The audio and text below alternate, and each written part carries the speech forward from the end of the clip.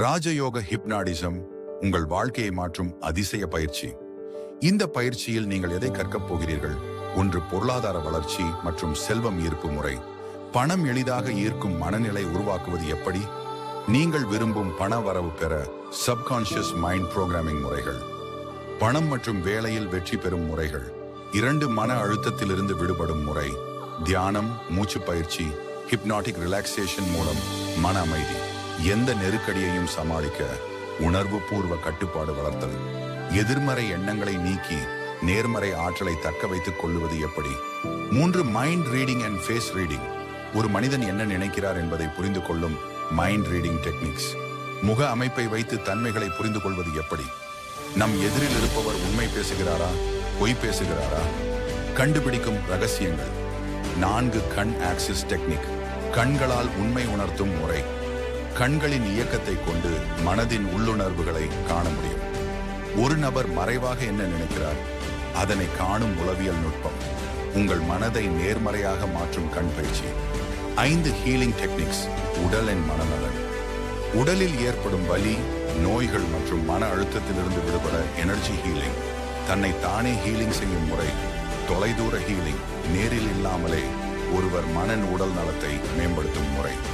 6, memory power and focus. மாணவர்களுக்கான பயிற்சி. ஞாபக சக்தி அதிகரிக்க ஹிப்னாட்டிக் மைண்ட் புரோகிராமிங். எந்த விஷயத்தையும் சுலபமாக ஞாபகம் வைத்திருக்க தேர்வில் அதிக மதிப்பெண் பெறும் முறை. மனதை ஒருமுகப்படுத்தி ஃபோக்கஸ். எந்த வேலைக்கும் முழு கவனம் செலுத்துவது எப்படி? 7, குடும்ப ஒற்றுமை என் உறவுகளில் மகிழ்ச்சி. குடும்ப உறவுகளை மன்மதிப்புடன் பேணுவது எப்படி? உறவுகளில் ஏற்படும் பிரச்சனைகளை தீர்க்க மனக்கட்டுப்பாடு வளர்த்தல். எது உண்மையான அன்பு, எதை விட்டுவிட வேண்டும், இதை புரிந்து கொள்வது எப்படி? இந்த பயிற்சி உங்களுக்கு என்ன மாற்றங்களை தரும்? நீங்கள் யார்? உங்கள் வாழ்வின் நோக்கம் என்ன? கண்டுபிடிக்க உதவும் பயிற்சி. பண வரவு அதிகரிக்க என் பண ஈர்ப்பு சக்தி வளர்க்க. உடல் மனநலம் மேம்பட்டு சந்தோஷமான வாழ்க்கை வாழ. எந்த தடைகளையும் மீறி உங்கள் கனவுகளை எளிதில் நிஜமாக்க. மற்றவர்களின் எண்ணங்களை புரிந்து கொள்ளும் உளவியல் திறன். இது உங்கள் வாழ்க்கையை மாற்றும் முக்கிய தருணம். வகுப்புகள் ஆரம்பம் பிப்ரவரி 23, 2025 ஞாயிற்றுக்கிழமை. குறைந்த நபர்களுக்கு மட்டுமே அனுமதி. உங்கள் இடத்தை உறுதிப்படுத்த முன்பதிவு செய்ய 1000 ரூபாய் கட்டணம் செலுத்தவும். மேலும் தகவலுக்கு 9841837847. இந்த எண்ணிற்கு அழைக்கவும். உங்கள் வாழ்க்கையை மாற்றும் இந்த அரிய வாய்ப்பை தவறவிடாதீர்கள்.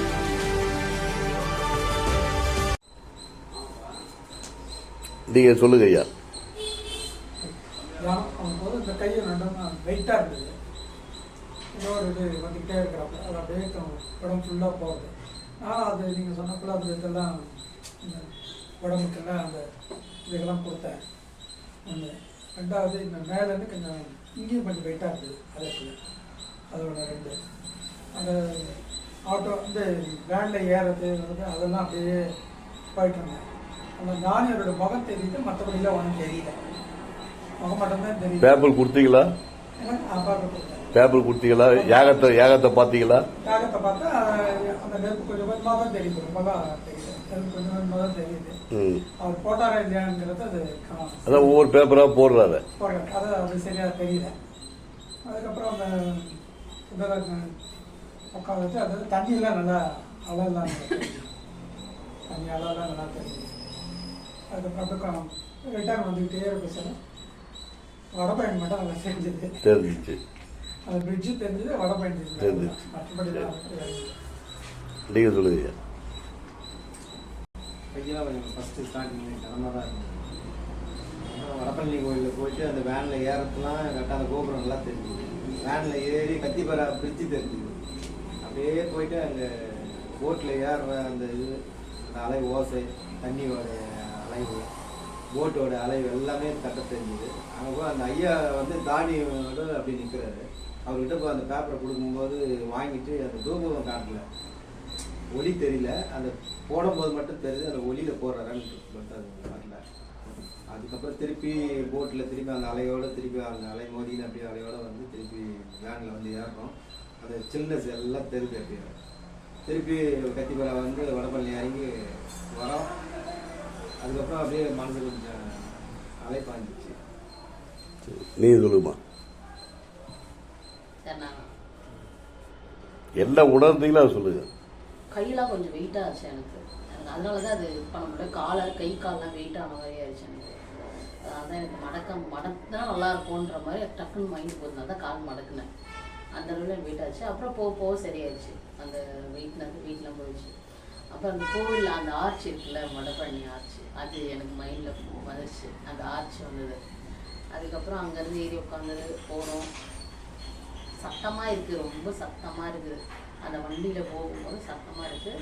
அந்த பிரிட்ஜெலாம் சொல்கிறீங்களா, அது மேலெல்லாம் ஏறுறோம். காற்றெல்லாம் ஜில்லுன்னு அடிக்க ஜன்னலாம் லாக் பண்ணுறோம். அப்புறம் வேறு என்ன, அந்த போட்டில் போகிறது தண்ணி வந்து நல்லா அப்படியே அலையே இல்லாமல் மெதுவாக அப்படி போகிற மாதிரி தான் இருக்குது. தண்ணி தெரியுது, ஆனால் அது அலை இல்லை, காற்று இல்லை, ஒரு மாதிரியாக சட்டல்டாக இருக்கும்ல, அப்படியே போகிற மாதிரி தான் இருக்குது தண்ணி. அதில் போயிட்டு அங்கே போய் பண்ணிட்டு ஒருத்தர் வந்து பெரிய தாடி வச்சுட்டு இவ்வளோ பெரிய கொண்டை வச்சுட்டு பெரிய கொண்டை வச்சுட்டு உட்காந்துருக்காரு. அப்புறம் வேறு என்ன பண்ணுறோம், அந்த பேப்பர் எழுதுகிறேன். நான் தான் எழுதுகிறேன், அங்கேயே தான் எழுதுகிறேன். நான் எடுத்துட்டுலாம் போகல, அங்கே தான் எழுதுகிறேன். என்னன்ட்டு எழுதிட்டு அவங்கக்கிட்ட கொடுக்குறேன். அது சொன்ன மாதிரி அதில் அவங்க போடுறேன்னு வாங்கிக்கிறாங்க. ஆனால் ஏற்கனவே அங்கே எரிஞ்சிட்ருக்கு, ஏதோ எரிஞ்சிட்ருக்கு. அங்கே போட்டாங்களாம் தெரியல. இதனால் வாங்கிக்கிட்டாங்க, எல்லாருக்கிட்ட இருந்தோ வாங்குற மாதிரி வாங்கிட்டாங்க. ஆனால் எரியுது, எந்த போட்டாங்கன்னு நான் பார்க்கல, வாங்கி மட்டும் வச்சுக்கிறாங்க. அதுதான். அதுக்கப்புறம் நம்ம திரும்பி எல்லாரும் ஆசீர்வாதம் பண்ணாரா? ஆசீர்வாதம் பண்ணல.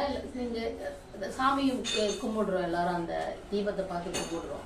அது அப்படி கையெடுத்து கும்பிட்டு அதுக்கப்புறம் அப்படியே ரிட்டர்ன் வந்து ஆசீர்வாதம் அதெல்லாம் கொடுக்க முருகா.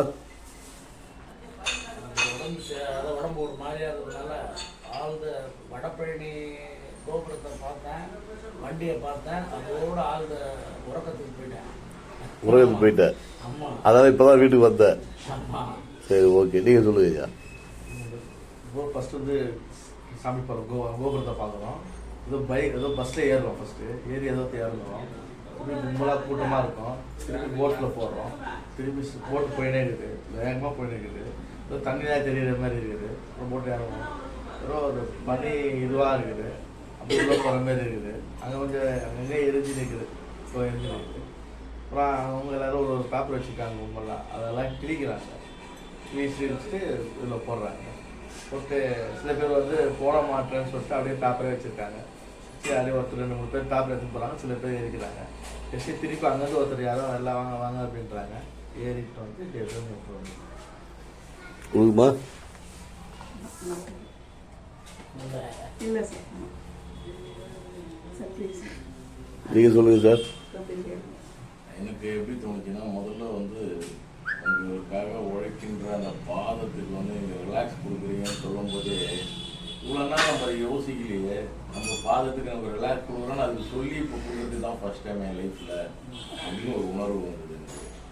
அதுக்கப்புறம் ஒரு பகுதியாக சொல்லிட்டு வந்தீங்க, அந்த ரிலாக்ஸை நான் ஃபீல் பண்ணேன். அதுக்கப்புறம் மியூசிக் போட்டிங்க. நான் எங்கெங்கெல்லாம் ட்ரைனிங் ஆச்சு அது மட்டும் சொல்லுவேன்.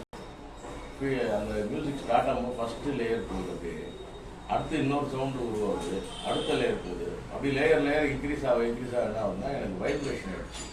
நல்லா உடம்பு ஃபுல்லாகவே நல்லா ஒரு 7-8 மணி நேரம் தூங்கி எழுந்தால் உடம்பு எப்படி ஒரு ஃப்ரெஷ்னஸாக ஃபீல் ஆகுமோ, உடம்பு ஃபுல்லாக அப்படி ரத்தம் ஒரு பரவலாக இருந்தால் ஒரு சந்தோஷம் இருக்குமோ, அந்த ஒரு ஃபீலோட தான் நீங்கள் சொல்லி முடிக்கும்போது நான்